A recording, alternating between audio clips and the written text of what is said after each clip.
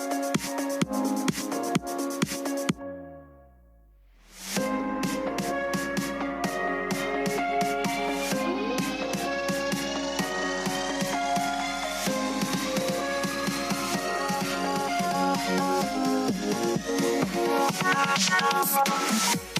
episode of the Muay Thai podcast is brought to you by pmtlifestyle.com, authentic Muay Thai lifestyle by Pu'u.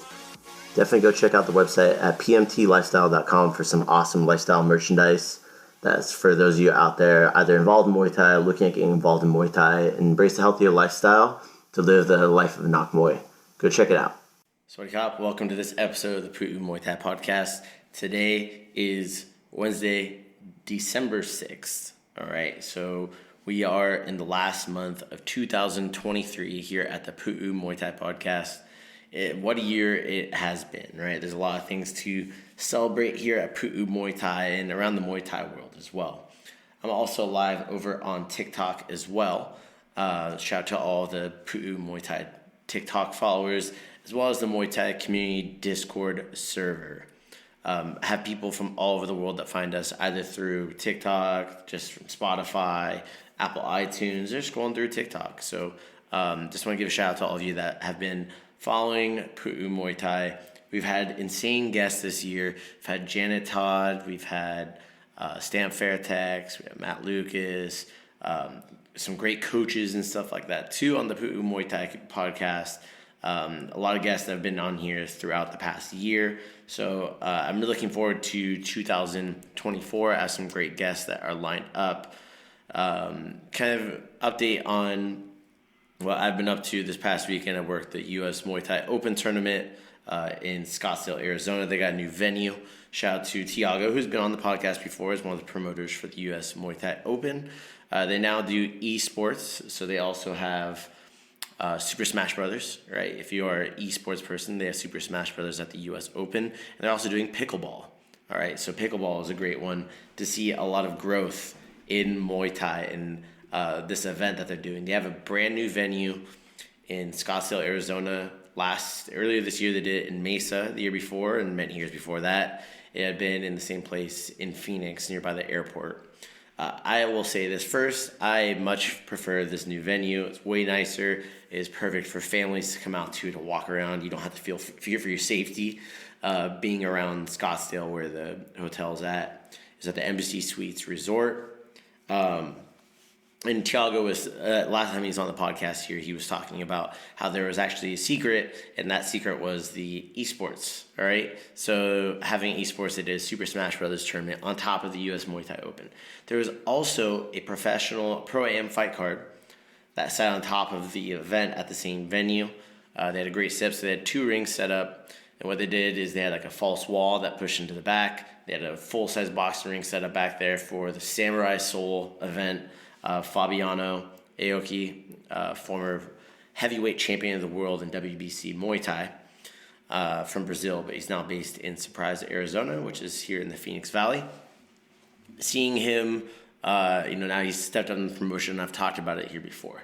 But just great stuff to see from the Muay Thai community and see this big event sit on top of it. So one of the fights that were on that card was one of the biggest fights in North America to make. It was Nick Chastain versus Peter Stanonik from Texas. Nick Chastain being from Scottsdale, Arizona, out here in Phoenix, and Peter coming from Texas, all right? Training out of Ambush Muay Thai San Antonio, I believe. Great setup for a pro fight card, all right? The fight ended with Chastain getting knocked out. So it was supposed to be for the WBC Muay Thai. I believe it's not super welterweight. All right, it's supposed to be the super welterweight national championship. Peter unfortunately came in 7 pounds over. So Nick still took on the fight. And it turned into a real big banger. And I see people here over on Discord. No Muay Thai fight like watching Buakaw and Sanchay old fights, or Cloyd over there on TikTok seeing Buakaw and Sanchay fight bare knuckle. I don't know if you saw that one. Did you see that one, man? We talked about it a bit here on the podcast as well. If you didn't know that, Bocal and Sanchez fought bare knuckle Muay Thai. It was pretty dope. And they fought 100%. So going back onto Chastain and Peter. So Chastain still took the fight. First time fighting pro in Arizona. He's been traveling around the world fighting and stuff. So I took the opportunity to fight in his hometown. He came up. He got knocked out in the second round by Peter. Punches up against the ropes. It was probably one of the more gnarlier knockouts I have seen in person. And the ringside doctor and the commission there too had also said this as well. I was working with the commission for this event, and I ref the pro fight right before, and which was also a banger as well, and kind of will give me some premise onto this. But I got an update from Chastain's camp, and they are okay, or like Nick Chastain's okay. He did go to the hospital because he was out for about 4 minutes on the campus. It was pretty nasty knockout. He's all cut up.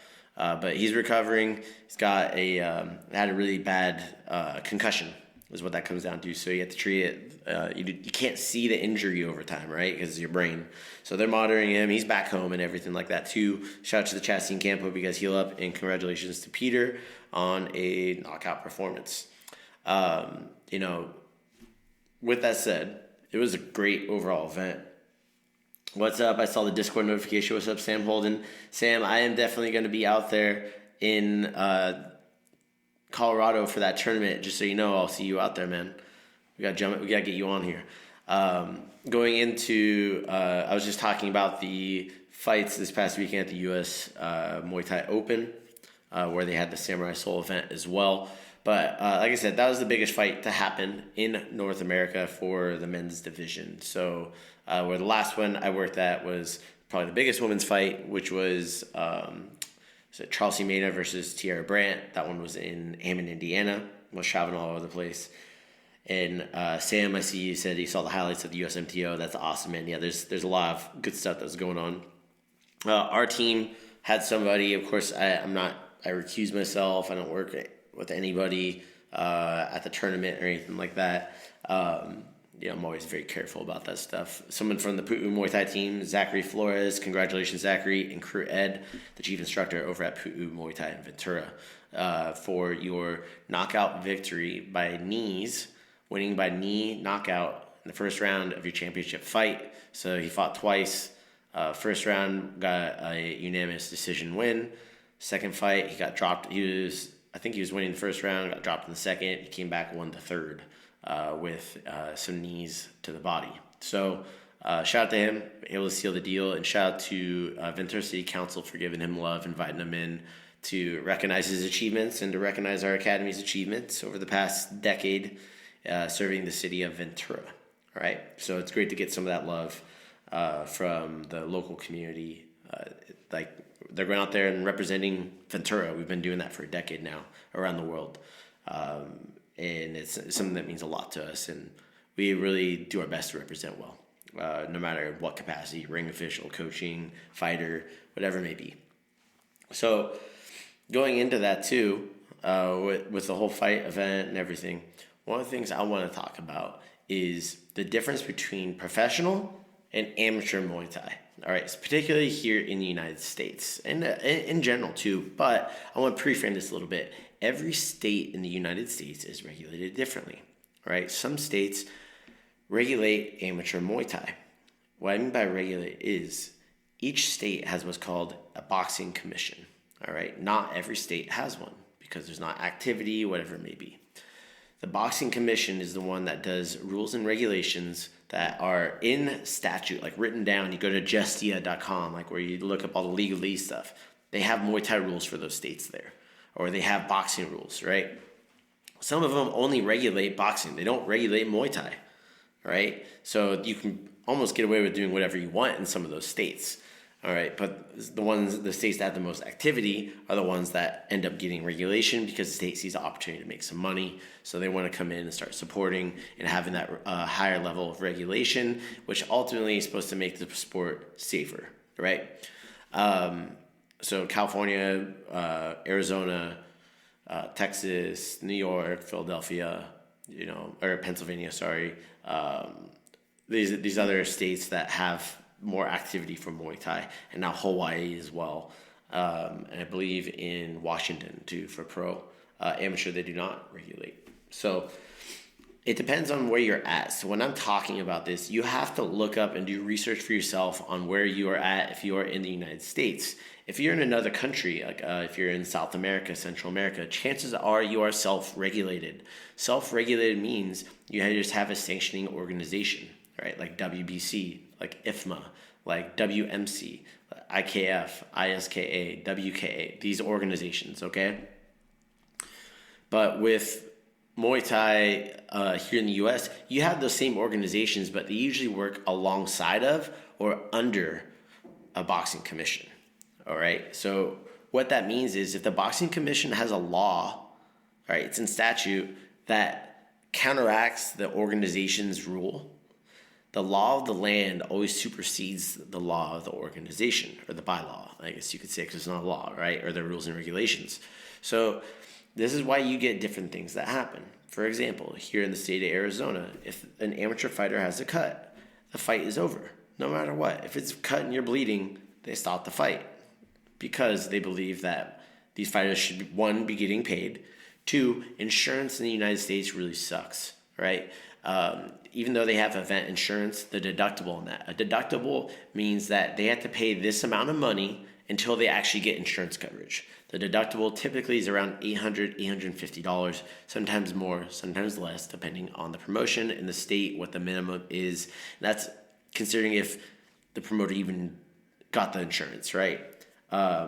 Most states that have a boxing commission will require a promoter or an event to have this. You, of course, want to check in on this as well because you don't want to get caught without having insurance, right? So $850 until you're covered, right? So if you have stitches and they cost $500, you're out of pocket $500 and they're not covering anything, right? So, but let's say that you broke your arm, your bill is now $8,000. Hey, you pay $850 and the rest is covered by the insurance, right? But that's the reason why they do that. For me, I can get behind it because I feel like some of these fights, they should be getting paid, especially if they're getting a cut and they're getting torn up like that, right? It puts them out from training, it puts them out from being able to continue to compete. So if you can minimize that cut, cool. That way they can heal up faster, they can get back to competition faster. Some other states are like this as well. For a pro, right, for professional fighters, a cut doesn't necessarily stop a fight. It depends on the severity of the cut, where it's at on the face, how deep it is, things of that nature. Like if you get a deep cut somewhere between the eyes, like around the bridge of the nose, it's really deep, you have nerves that run through there. So that's very dangerous. They will typically stop a fight if it's very deep in between there.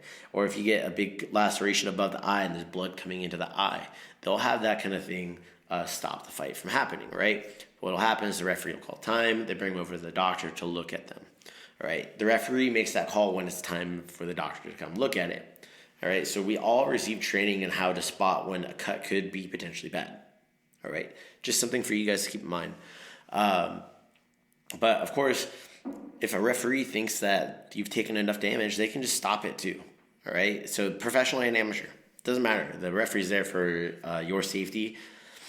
That goes into my next subject. For amateur, they have what's called standing 8 counts. Standing 8 counts is if you're being overwhelmed, you're not defending yourself, the referee can call down or signal for the other person to go to the neutral corner and begin counting an 8 count. This is to give you a chance to recover, all right? In amateur, this is very important, or if there's a flash knockdown, you get hit and you get wobbled, and they can count you then when that happens, all right? This is to save the amateur fighter, give him a chance to recover, prevent further damage done to the brain, stuff like that, and see if there's actually more that happened there than what we just saw from the initial blow. And that will affect the scorecard, right? With professional, there is no, in most states, I'll say it depends on the organization, there is no standing 8 count. So if a fighter gets wobbled, the thing is a professional fighter should have the skills and tools necessary to be able to recover on their feet and on the go. That is what is the thought process behind that, okay? With that too, a lot of people, they're used to seeing amateur and they're not used to seeing pro. So when they see like someone like, hey, they should be getting counted, hey, they can also take a knee. If they take a knee to the canvas and make themselves intentionally down, then you can issue an 8 count, right? And I've seen people say like, hey, if a fighter's really rocked, should they take just like a Should they take a knee rather than getting knocked out or TKO'd? And maybe that is the answer for some people, right? It depends on the situation, what your coach trains you on doing, and what the response is for it, and how it's going to be seen. There's so much that goes into it, right? So the other thing that's to consider on it too is what we call flash knockdowns. I referenced it for the amateurs as well. Flash knockdown is when someone gets hit, let's say they go down, they come back up right away before you can issue a count, and they're fine, right? So this can be considered a flash knockdown. A flash knockdown is not counted as a knockdown in professional rules Muay Thai in most organizations, in most states for pro, okay? I have heard talks about this changing potentially, because if somebody gets flash knockdown, right, they are still wobbled. But like I said, they should have the skills to be able to recover from that, and the other person should be able to finish them or have the chance to finish them since they caught them, right? I think it's very important for people to understand what that flash knockdown is too, all right? Because I've seen fights. I saw fights this weekend for pro where there was a flash knockdown. People asked, how come they didn't count them? Because there's no flash knockdown.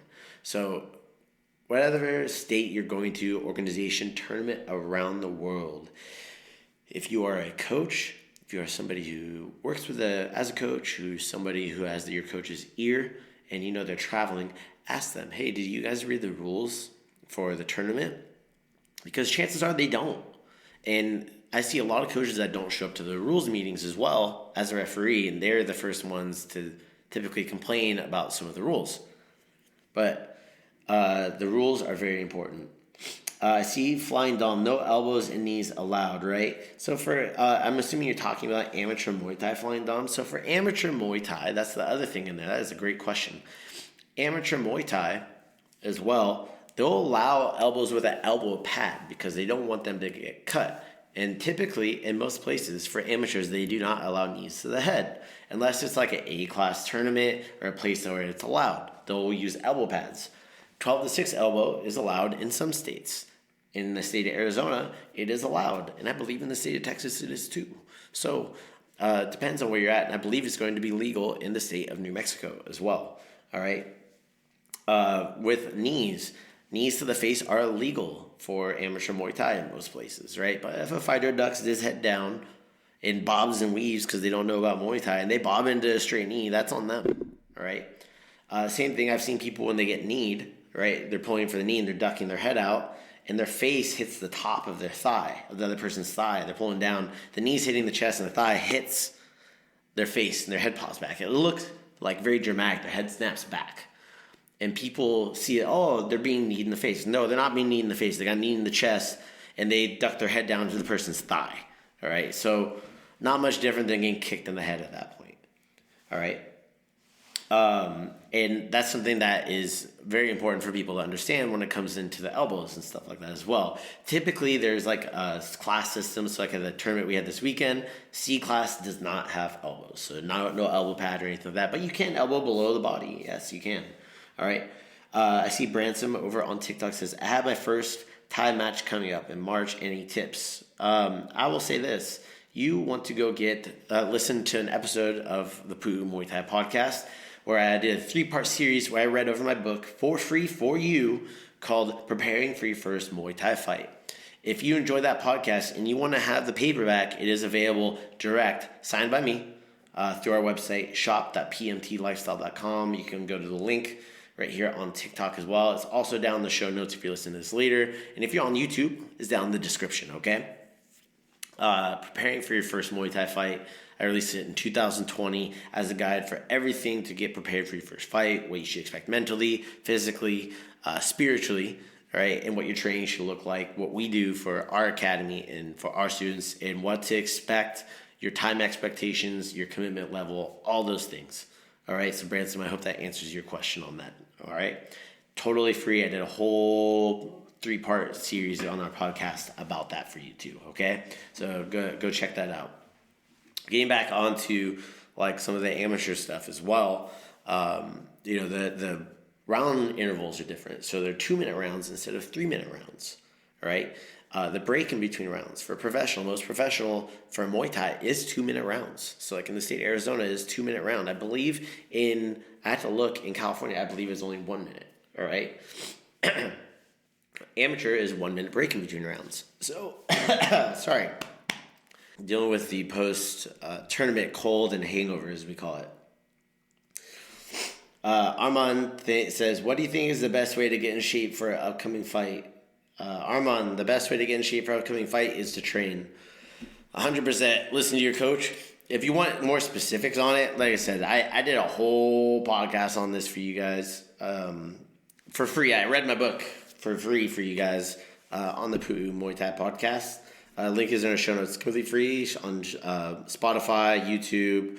It's free on all major podcast platforms, including Apple Podcasts as well. Completely 100% free. Has a complete start to finish guide on everything from road work, body weight conditioning, dietary needs, mental prep, fight day prep, and post-fight prep too.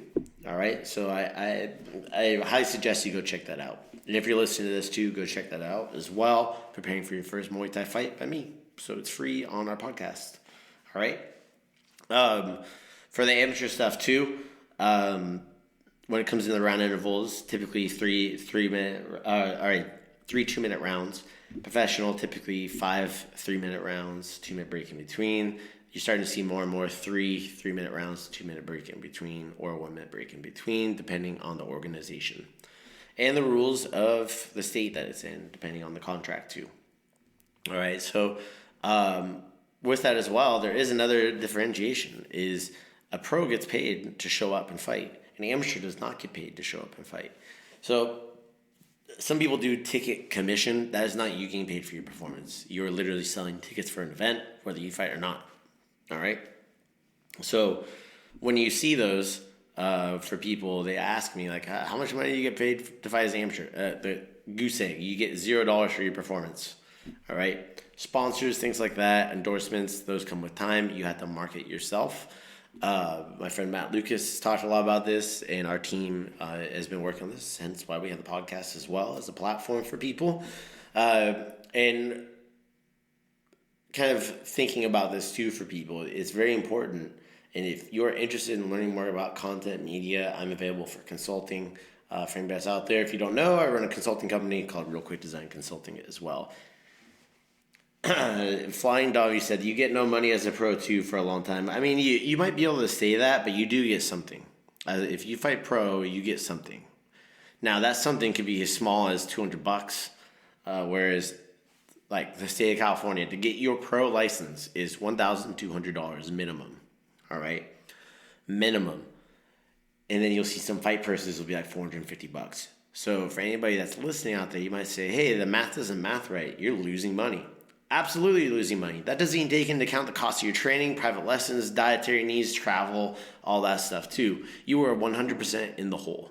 So this is why it's important as an amateur, if you have aspirations to go pro, you learn how to get those sponsorships and endorsements early on, so that way when that time comes, you don't have to worry about it as much. Okay, so that way you start building your audience now. With the great tools like TikTok, Instagram, YouTube,